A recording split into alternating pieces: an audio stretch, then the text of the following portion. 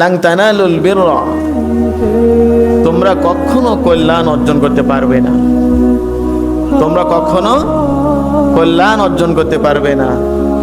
হাত্তা তুনফিকু, যতক্ষণ না ব্যয় করো, মিম্মা তুহিব্বুন, তোমাদের সবচেয়ে ভালোবাসার জিনিস, ভালোবাসার বস্তু। বলেন সুবহানাল্লাহ।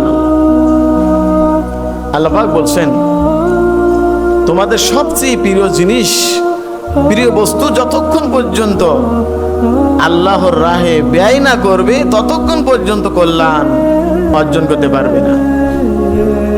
লাং দিয়ে আল্লাহ পাক তাকিদ করে বলেছেন, লাং তানালুল বিররা হাত্তা তুনফিকু মিম্মা তুহিব্বুন, তোমরা কখনোই কল্যাণ অর্জন করতে পারবে না তোমাদের যতক্ষণ না প্রিয় বস্তুটুকু আল্লাহর কাছে কি করো, বিক্রয় করো, আল্লাহর পথে ব্যয় করো।